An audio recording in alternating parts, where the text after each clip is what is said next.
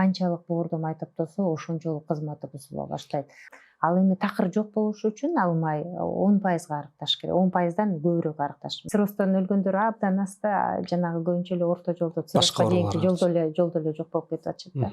Арык адамдарда дагы ушу жыравой гепатоз кездешиши мүмкүн. Кандай ооруп атат десе, мындай колу менен көрсөтсө, бул көбүнчө тиги ушул боорго байланыштуу да.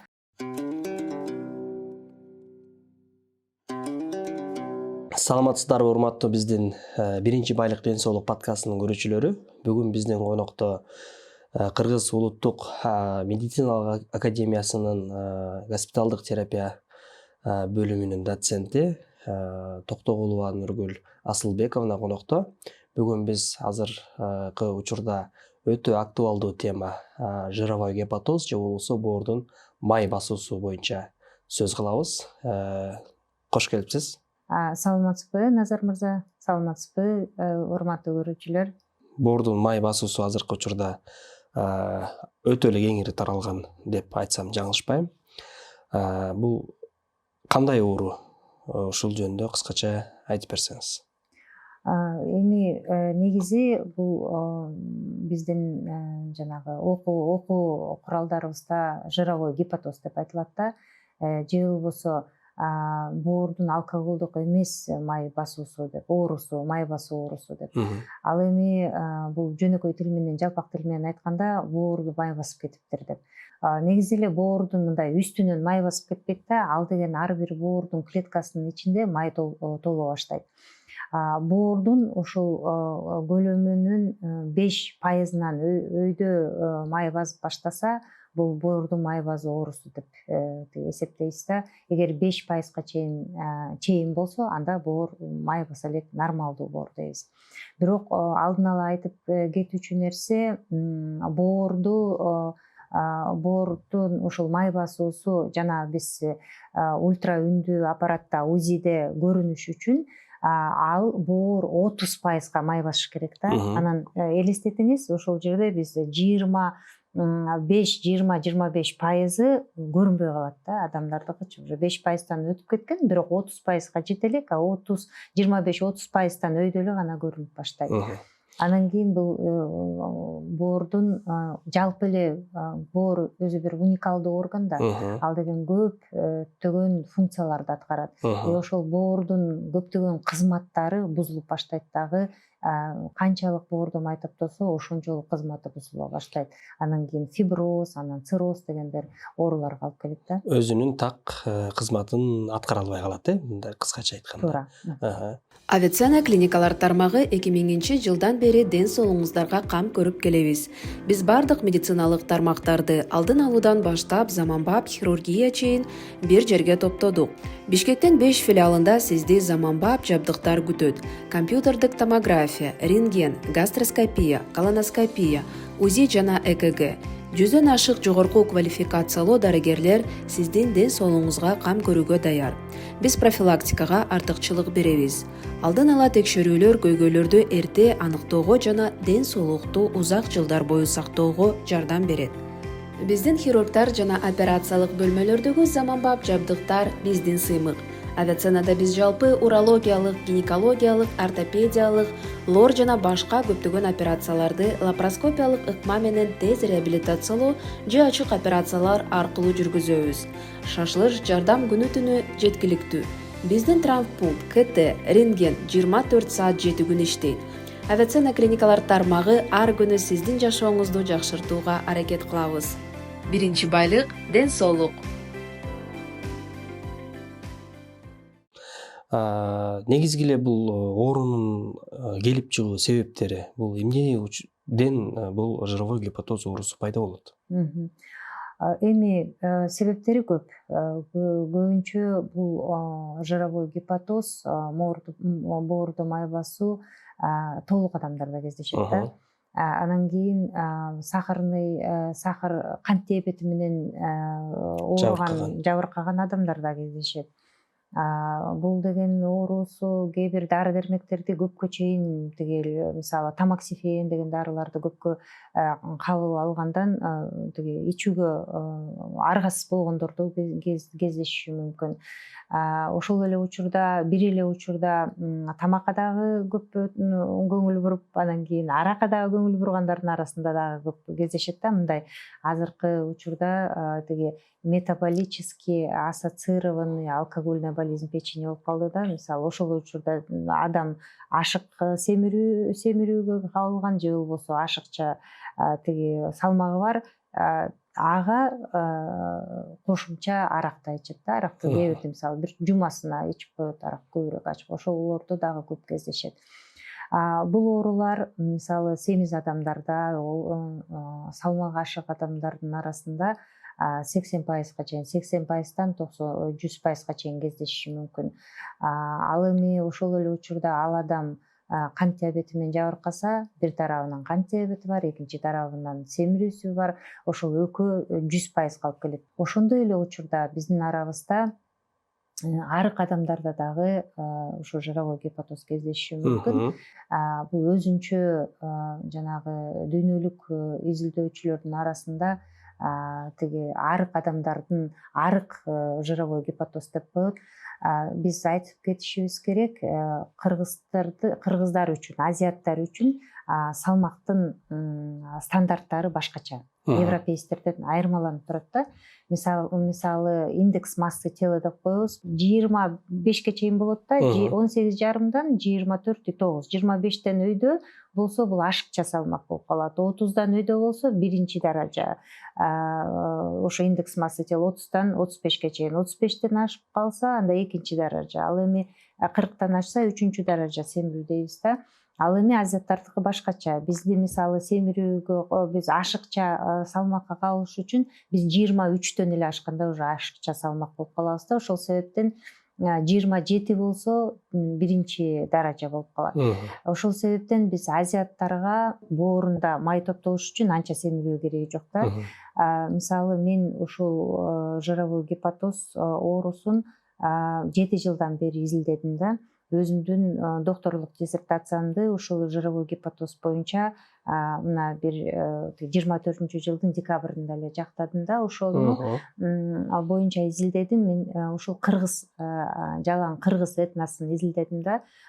Тоолуу шартта жашаган, түстө жашаган, ушу Бишкекте жашаган, жалпы ушул жыравой гепатоз менен жабыркаган адамдарды изилдеп, анан кийин ошол менин изилдөөлөрүмдү ошол европейцтер менен, мисалы Россия Федерациясынын окумуштууларынын данныйлары менен салыштырганда, мисалы орус адам, европейц адам жыравой гепатоз болуш үчүн ал деген биринчи, экинчи даражада семирүү болуш керек да. Мисалы индекс массы тела алардыкы 30дан ашыш керек, 30дан ашыш керек да. Биздики башкача экен. Биздики даже нормалдуу индекс массы тела менен, мисалы 18,5-23кө чейин нормалдуу менен 25%, 4төн 1 бөлүгү нормалдуу вес болуп атат да.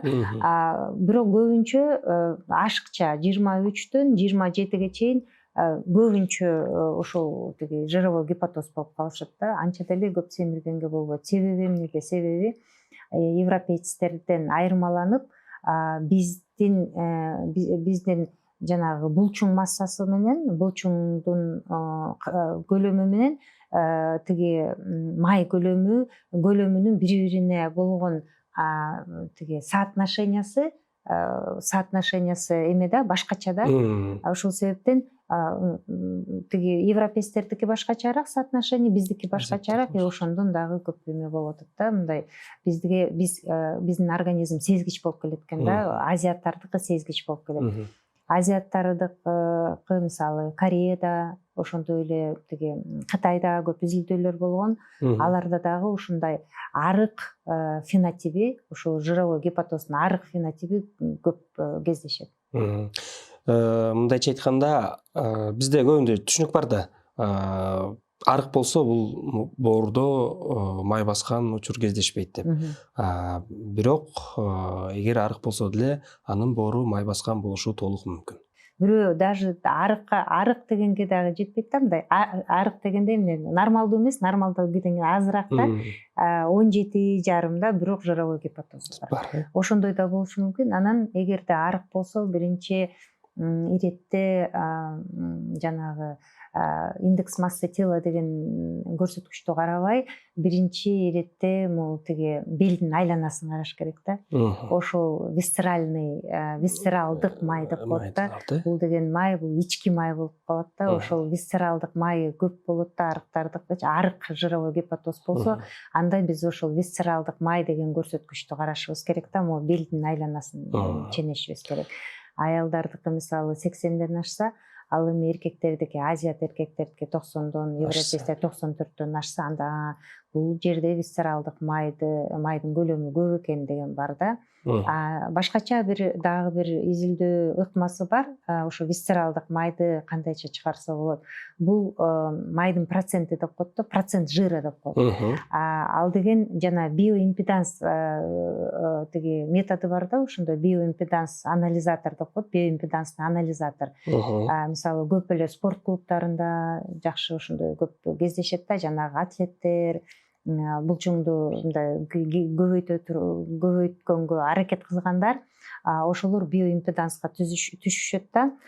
Ошол жерде майдын көлөмү, майдын пайызы мисалы аялдар үчүн 25-30га чейин болсо, ал эми эркектерде 25%дан ашпаш керек да.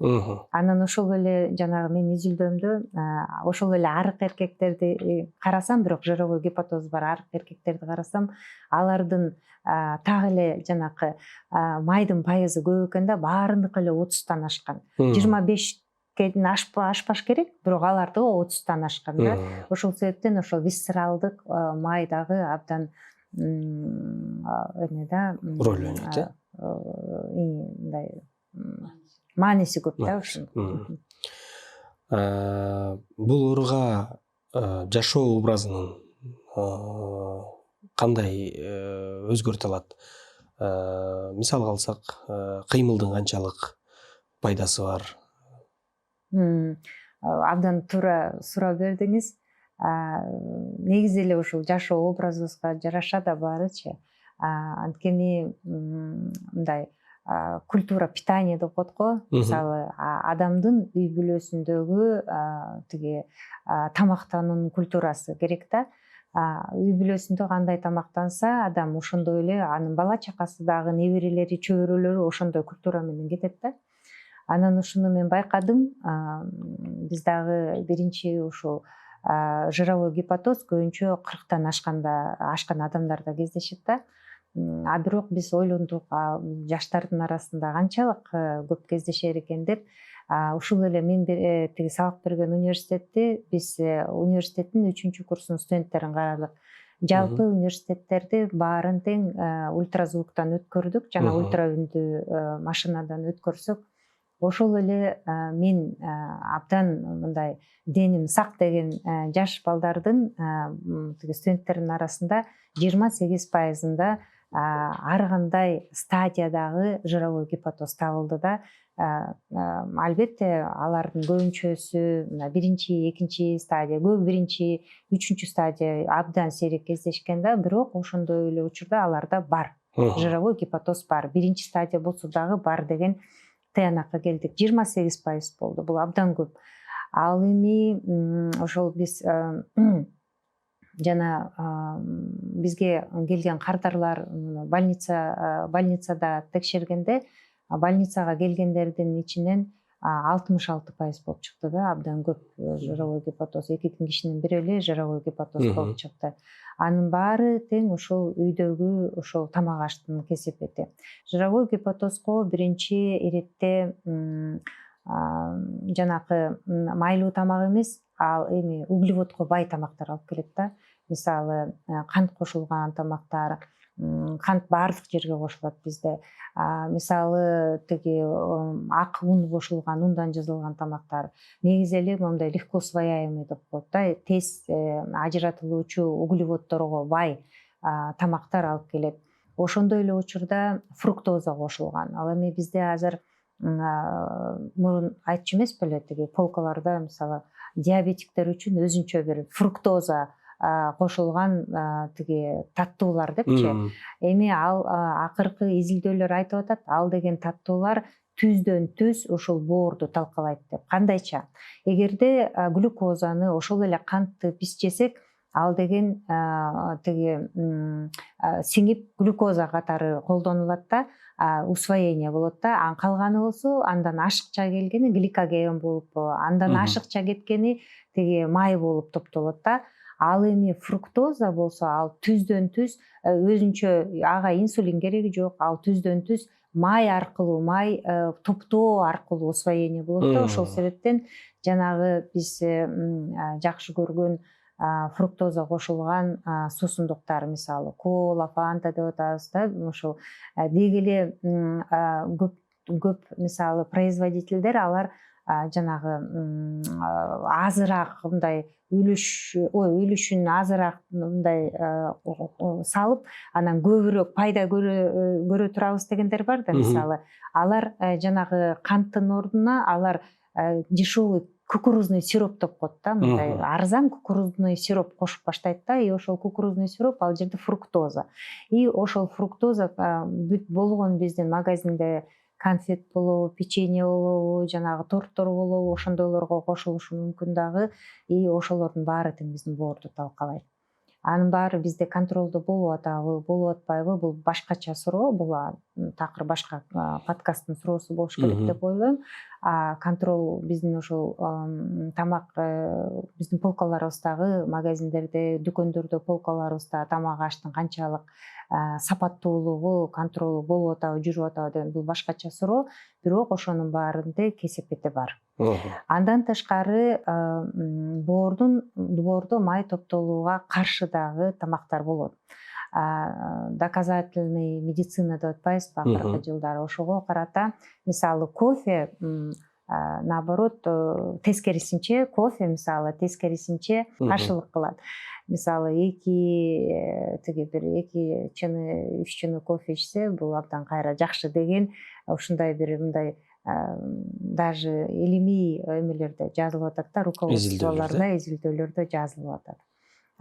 Тиги салаттарды көп жесе, жашылча жемиштер, көбүнчө мындай овощи деп коебуз, жашылча жемиштер көп камтыган болуш керек. Негизи эле мен оорулар келгенде айтам, силердин тамагыңар этикетка чапталган тамак сиздердин тамагыңар эмес деп айтам. Бүт этикеткасыз тамактар, мисалы өзүңүздөр кой союп атасыңар, уй союп атасыңар, ошолордун эмеси, үйдөн огороддон тиги жемиш жыйнап атасыңар, ошол силердин тамагыңар. Жана килограммдап сатып алган ошол силердин тамагыңар, этикетка чапталган колбаса болобу, жанагы соктор болобу, конфеттер болобу, бул сиздердин тамагыңар. Кайрадан иштетилип чыгарылган. Алар сиздердин тамагыңыздар эмес деп айтам. Жана сиз салат деп айтып өттүңүз, ошол салаттын кайсы түрлөрү, мисалы алсак жана майонез кошулган салаттар дагы канчалык ошол жировой гепатозго салым кошушу мүмкүн? Негизи эле тиги мисалы түздөн түз майонездин эмеси жок да, бирок жана кесепети трансжирлар деп коет да. И ошол маргарин болобу, майонез болобу, алардын арасында жана жөнөкөй суу май болобу, трансжир бар болсо, ал абдан күчтүү токсин да. Ал деген бир гана боорго эмес, дагы биздин кан тамырга, ичеги карындарга абдан мындай залакаты көп да. Анан салаттар негизи эле тиги мисалы жакшы дагы майлар бар да, жакшы мисалы трансжир деп атабыз. Анан кийин адамды биз айтабыз мындай, эгерде оозуңду тыя албасаң, мына мисалы кээ бирөө келгенде айтат да, мен деген кантты таштай албайм, или мисалы кантты таштасам да мен деген тиги нан жей албай тура албайм дейт да. Анан кийин эгерде андай тура албасаң, анда принцип тарелки деп айтабыз. Мына Кудай биздин алаканыбызды берген, бизге Кудай. Ушул алаканыңызга ченеп жейсиз деп айтам да. Мына ушул алакандын мына жарымы, ошо алаканын жарымы бул деген жанагы жашылча жемиш керек, кыртылдак жашылча жемиш керек да. Эгерде кыртылдатып жей албайсаң, анда жок дегенде тиги мындай бууга же сууга бушкан жашылча жемиш дейт. Мындан бир бөлүгү, 3-4 бөлүгү бул деген белок болуш керек деп айтабыз. Жанагы эле эт болобу, мисалы жумуртка болобу, козу карын болобу дегендейчи, мисалы тиги балык болобу, ушул мындан 4-1 бөлүгү. А 4-1 бөлүгү ошол эле баягы сен нан жегиң келсе, ушул ушунча нандан ашык жебейсиң депчи. Же болбосо бул жерге мисалы жанагындай тиги гречка же болбосо тиги күрүч, андан башкалар, ошолар углевод деп коебуз да. Мындай көпкө ажырай турган углеводдорду депчи. Ушул сиздин Кудай алаканыңызды берген, сизге ушул алаканга ченеп жейсиз. Алаканга ченеп 3 жолу жейсиз. Ал эми ортосунда, аралыгында сиз деген эч нерсе жебейсиз, суу эле ичесиз деп айтам да, мисалычы, суу эле. Себеби бул дагы сиңиш керек да. Именно ушул жерге дагы жакшы майларды кошуш керек. Эми жакшы майлар деп кайсыга айтабыз? Мисалы оливка майы деп жакшы май деп айтабыз. Кээ бирөө авокадо жегиси келет, бирок кыргыздар айтат, эми каяктагы авокадо, каякта оливковое масло деп айтышат. Анда тиги жаңгак жегиле дейбиз. Жаңгак обязательно кошуш керек. Сары май бул жакшы майларга кирет. 1-2 чай тиги кашык сары май. Же болбосо жакшы майларга дагы чучук кирет, мисалы. 1-2 тилим чучук кошуп кой. Зато сенин ошол чучук, ошо сары май азастан болсо, конечно, же десе эле мындай жарым чучук жебейбиз да.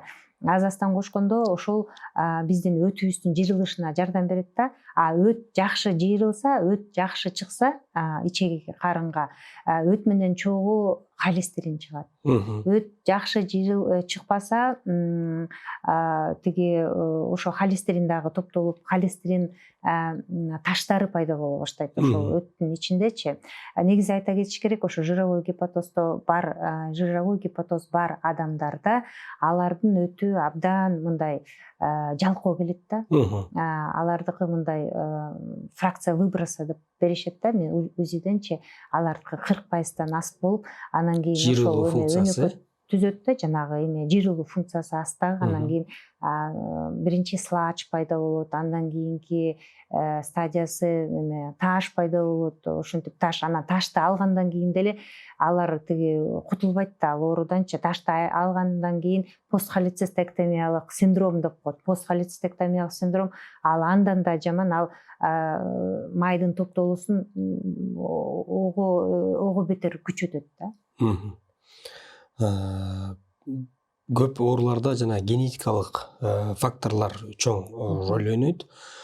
Бул жировой гепатозду дагы ошонун орду канчалык? Эми бизде Кыргызстанда негизи эле көп калк арасында мындай генетика көп мындай изилденген эмес.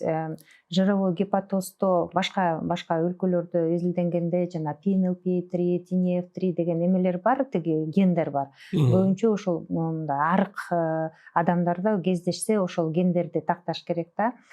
Бирок алардын үлүшү канчалык экени Кыргызстанда изилдене элек. Ошол бизде бир далалат бар, ошону изилдеп көрсөк жакшы болот эле, канчалык кездешет дегендечи. Башка эмелерде тиги башка мындай өнүккөн өлкөлөрдө алар изилдесе анчалык деле салымы көп эмес, бирок бар деп эсептешет да. Бул 5%-тан өйдө мындай ошонун тегерегинде депчи. Көбүнчө эле биздики ушул биздин жашоо турмушубуз кандай, кыймыл аракетибизге жараша, жана сурап атыңызбы кыймыл аракет кандай болот депчи. Кыймыл аракеттин салымы абдан көп. Мисалы оозубузду тыя албасак эгерде, ошо туура эмес тамактанып, ошондой эле той топур, той аштар көп болуп атпайбы? Көбүнчө мындай күзүндө, жай күз бүт эле той топур менен өтөт да. Аны оозубузду тыя албайбыз десек, анда жок дегенде кыймыл аракетиңизди күчтөтүңүз деп айтабыз да. Себеби бул дагы ошол изилдөөлөрдөн келип чыккандагы жанакы клиникалык протоколдор чыгат да докторлор үчүн. Ошо клиникалык протоколдордо жазылган. Жөн эле гана кыймыл аракетиңди баштасаң, мисалы бир күндө басасыңбы, мисалы 5000 тиги кадамдан өйдө басыш керек, 10 000 кадам болсо абдан жакшы. 150 бир жумасына бир 150 мүнөт жок дегенде бир эшикке мындай бир аэробдук физикалык мындай нагрузка бериш керек да. Ошондо гана мындай жировой гипотоз өзүнөн өзү дагы азая баштайт. Жөн эле тамагыңды тыйбасаң, анда жок дегенде аракетиңди кыла бер да, аракет кылып баштасаң, анда башталат. Чоң рахмат сизге. Бул кийинки сурообуз бул оорунун белгилери. Жөнөкөй адам дарыгерсиз кандайдыр бир белгисин байкаганга мүмкүнбү? Эми бул ооруну мындай белгиси аз деп эң башында эч нерсе белги бербей коюшу мүмкүн дагы. Мындай бир капысынан эле бир адам башка оору боюнча УЗИге кирип калып, анан кийин ой сеники жировой гипотоз бар экен да деп УЗИст айткандан ошондо гана билип анан келип атышат да.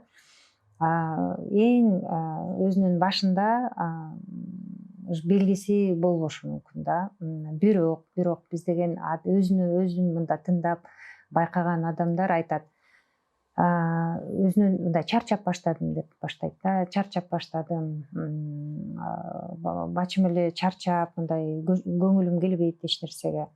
Мындай активдүүлүгүм азайып баштады, түнкүсүн уйкум бузулуп баштады деп башташат да. Түнкүсүн мисалы күндүз көп мындай уйкум келип, түнкүсүн көп ойгоно баштадым деген мындай слабый, эң мындай баштапкы белгилери болушу мүмкүн дагы. Анын ал прогрессивдүү өсүп, фиброз болуп, андан ары цирроз болуп баштаганда, албетте анда белгилер абдан мындай айкын болуп баштайт да. Мисалы тиги веси түшө баштайт, салмагы көбүнчө жанакы булчуң салмагы түшө баштайт, арыктап баштайт. Ошол эле учурда бир тарабынан арыктаса, экинчи тарабынан денесинде суу топтоло баштайт, шишип баштайт, буту коолуу, дагы андан тышкары тамак сиңирүүсү бузулат. Эгерде боор өзү мындай оорубайт да, бир гана эле мындай чоюлуп керилип, жанагы боор чоңоюп, ушунчалык май топтолуп, анан кийин боор сезгенип, анан кийин чоңоюп, анан жана капсуласын мындай тиреп баштаганда, мындай чоюп керип баштаганда, ошо капсуланын керилгени ошол оң тараптын, оң кабырганын алдында ооруп баштайт, салмактанып баштайт, мындай тиреп калат. Мисалы тиги бутун топчулайын десе, ошо тиреп такашып атат деп келишет. Анан кийин эгерде мисалы оорулуу кандай ооруп атат десе, мындай колу менен көрсөтсө, бул көбүнчө тиги ушул боорго байланыштуу да. Бир сөөмөй менен көрсөтсө, бул көбүнчө мындай бир диагностика да.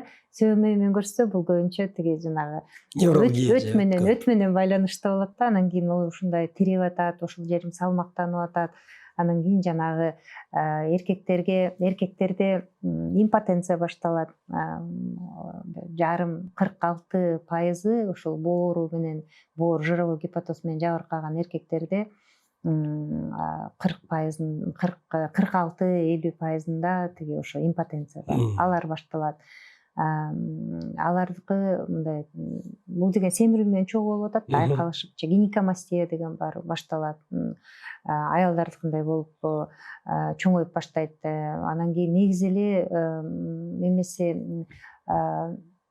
үнү дагы башкача болуп, мындай нежный болуп, аялдыкындай болуп баштайт да. Мындай бул эгерде көп жыл бою мындай ушул боор оорулары менен көргөн эме мындай салыштырып көрсөң, мындай жүрүм туруму деле өзгөрүп баштайт да. Ошол себептен бул оору абдан мындай дарылаш керек да. Аялдардыкы дагы ушундай гормоналдык проблемалар да башталышы мүмкүн. Себеби эмнеде? Себеби боор көптөгөн функцияларды аткарат да. Анан кийин ошолордун бир боордун функцияларынын ичинде гормондорду талкалайт да. Боорчу ашыкча гормондор ушу боордо талкаланат. Мисалы ошол эле андроген, эстроген деген кортизол ошол боордо талкаланат да. Анан андроген, эстроген бул андрогендер бул тиги эркектердин гормону да. Эркектерде эстрогендер да бар, андрогендер да бар, аялда да бар. Просто эркектерде көбүрөөк да.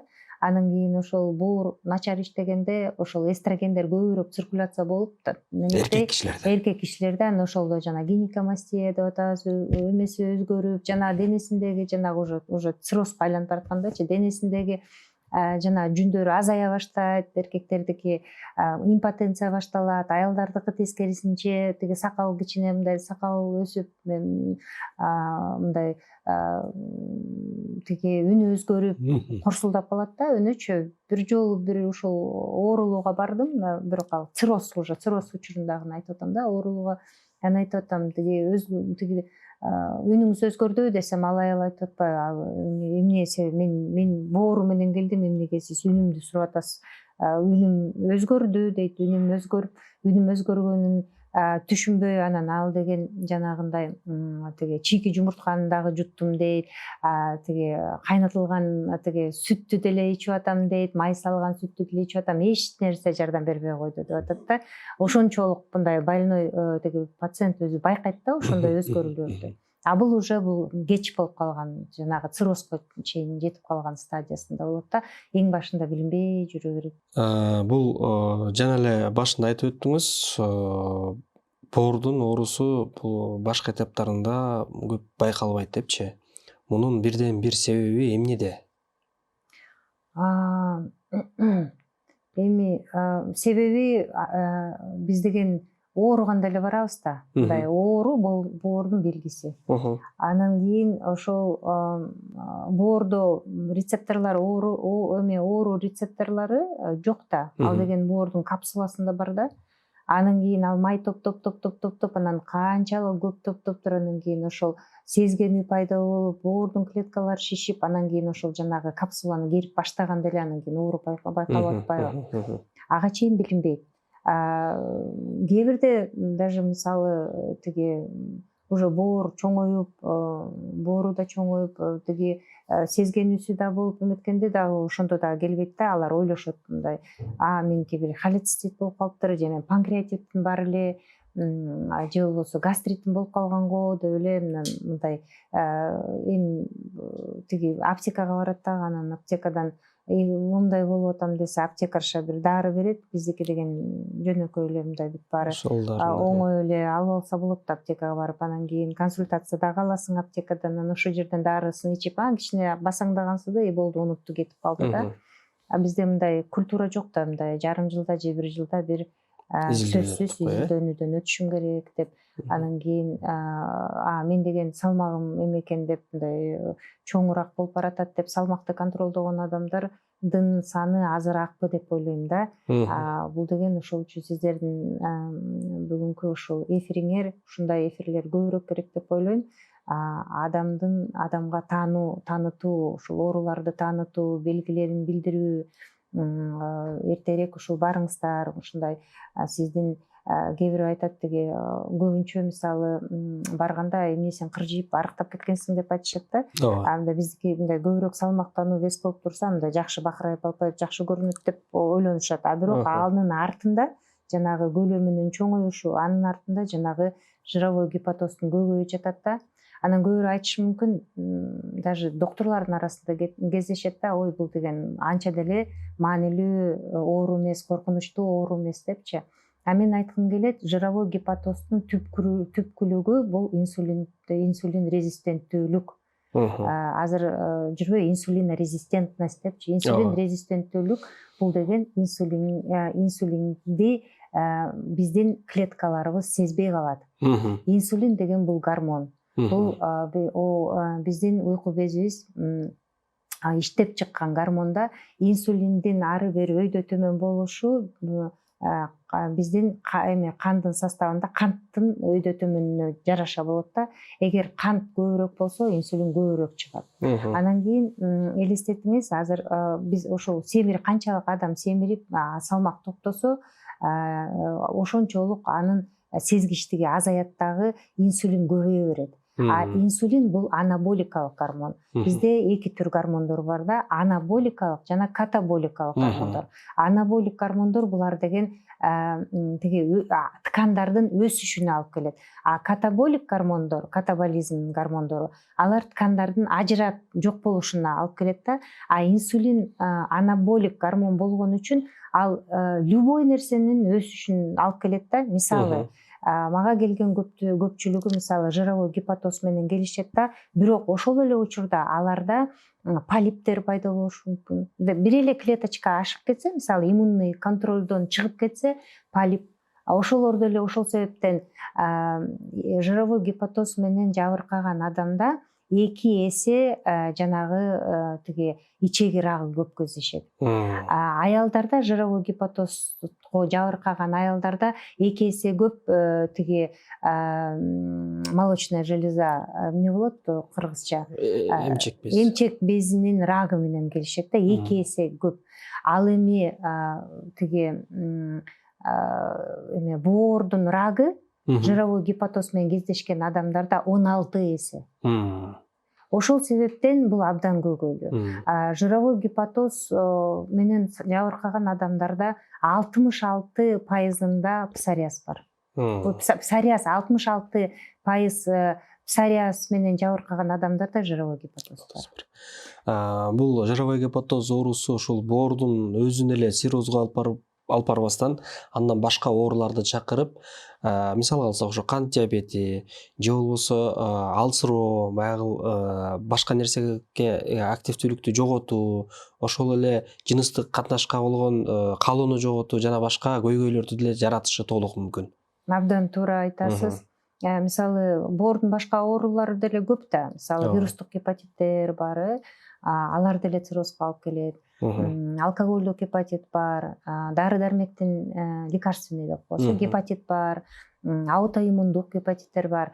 Деги эле жалпы гепатиттердин түбү бул цирроз, кээ бирөө алардын ичинен дагы боордун рагын алып келет да. Бул баскычты биринчи ошо гепатит получается. Биздики деле жировой гепатозду жировой гепатит деген стадиясы дагы бар да. Анан фиброз, анан цирроз, анан кийин ушундай гепатоцеллярдык карцинома ракка алып келет да. Баскычты ар ким өзүнүн мындай убактында өтөт да. Мисалы, вирустук гепатиттерде тезирээк, мисалы, Б дельта вирус менен болсо, ал тезирээк алып келет циррозгочу, эгер дарылабаса. Б дагы тезирээк алып келет, мисалы, алкоголдук гепатит абдан тез алып келет да, эгерде баары чогулса, андан беш бетер. Ал эми жировой гепатозду мисалы башынан гепатоз учурунан тиги циррозго чейин бир 30-40 жыл өтүп кетиши мүмкүн да, бирок алар цирроздон өлбөй, алар ортодогу оорулардан өлүп атпайбы? Анткени 3 эсе көп жанагындай инсульт инфаркттар кездешет, 16 эсе жана тиги рактар кездешет. Орто жолдо башка оорулар менен мындай кошумча мындай жанагы снежный комдой болуп мындай көбөйүп кеткен оорулардан урушат да. Анан кийин инсулин резистенттүүлүк бул жана жировой гепатоздун дагы механизминде чогуу тиги диабет, кант диабет экөө бир кездешет да. Инсулин резистентность диабетте дагы жировой гепатозго дагы алып келет. Бул оорунда диагностиканы кандай диагноз кылсак болот, койсок болот, жировой гепатоз оорусу бар экен? Диагноз эң биринчи ушул бизди диагноз алып келүүчү метод бул ультразвук. Ультра үндүү изилдөө, УЗИ деп коебуз да. УЗИден кийин эле келишет да көбүнчө. Экинчиси бул деген кандын составында ошол боордун талкаланып атканын билдирген ферменттер. АЛТ, АСТ деген ферменттер, ГГТ деген ферменттер бар да.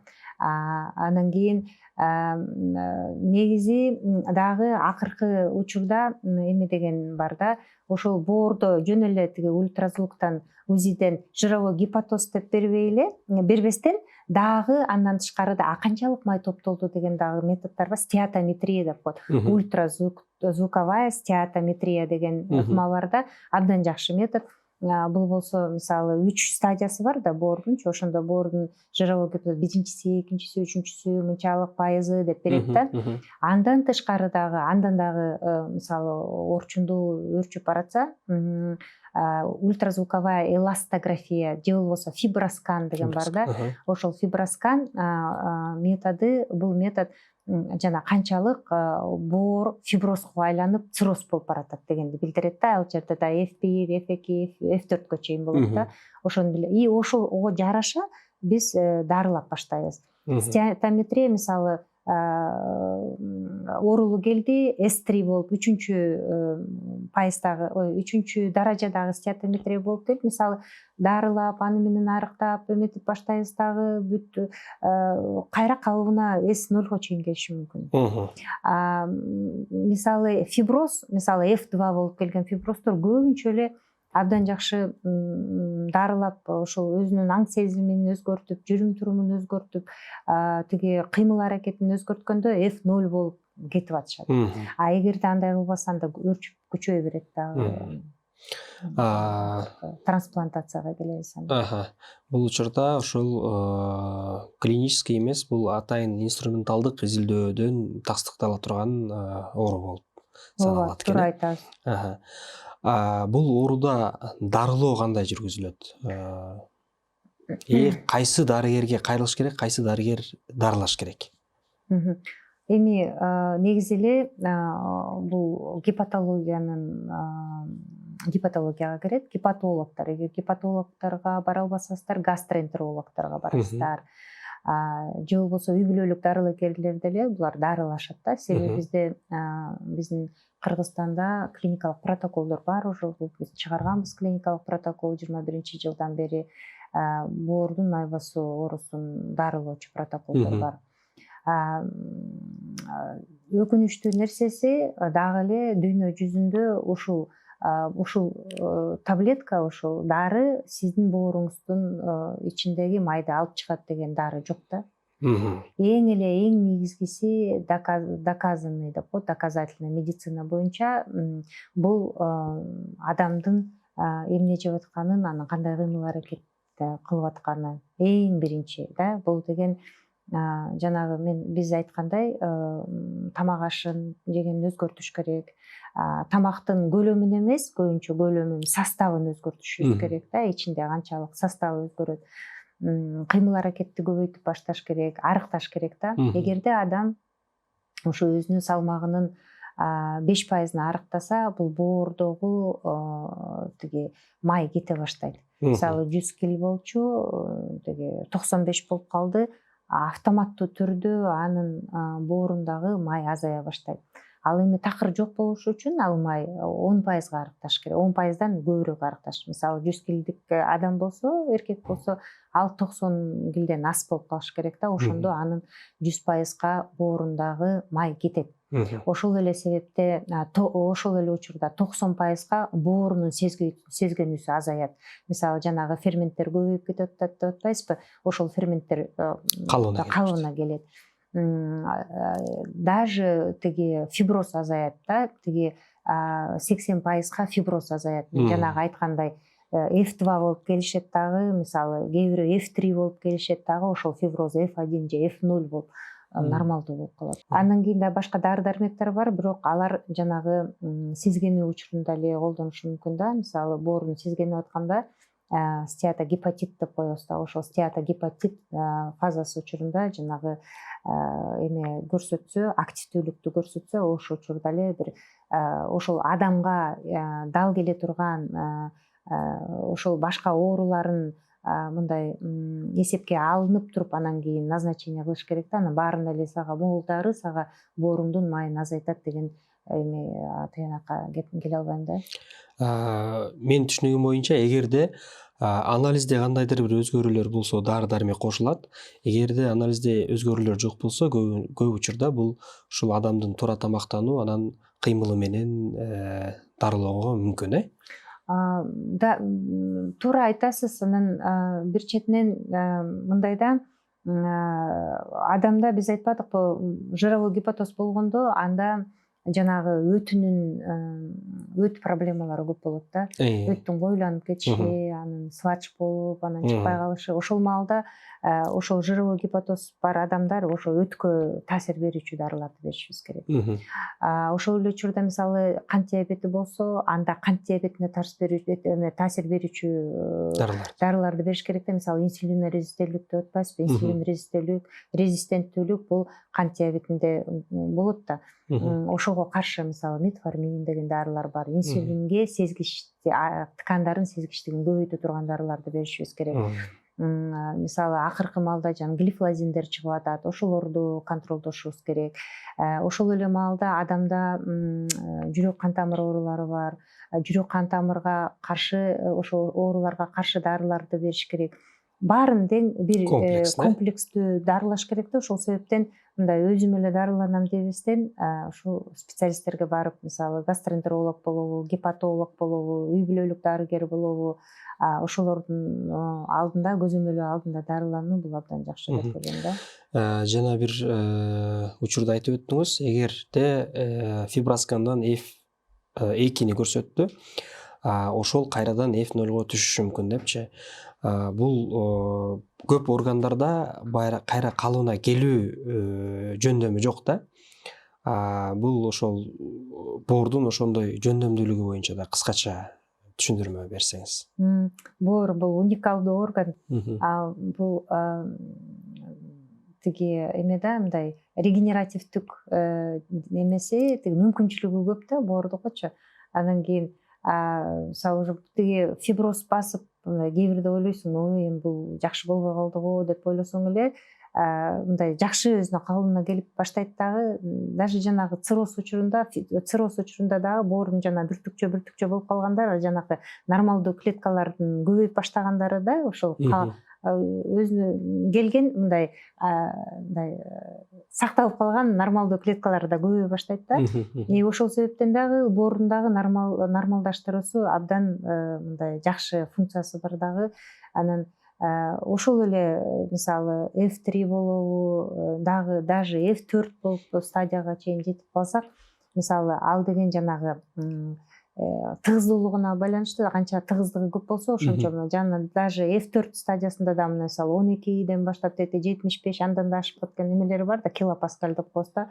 Ошондо мисалы азыр бар бир менде бир кардар бар, ал деген F4-тө бирок 68 килопаскаль менен келген да. Ичи уже суу толуп калып, уже ал деген жана алкоголь менен көбүрөөк дагы. Жировой гепатоз дагы плюс ага алкоголь бар болчу да. Анан кийин баарын кетирдик, алкоголду алып салдык. Анан кийин туура түшүндүрүп берди, мындай тарелка, мындай тамактанасың, муну алып саласың, тигини алып саласың, мындай дары дармектерди кошуп, ошол маалда эми уже ичи көп, анткени шишик толуп баштады да, массасы түшкөн, шишик толгон, ошол эле учурда жировой гепатоз бар, абдан мындай тяжелый болуп келгенбиз да. Анан кийин ошого бүт нормалдаштырып, эми азыр мына 2 жыл өттү, реальный больнойда 2 жыл өттү. Ошондо 68 болчу, азыр баягы келди эме 18 болуп калыптыр. Элестетиңиз? 68, 18.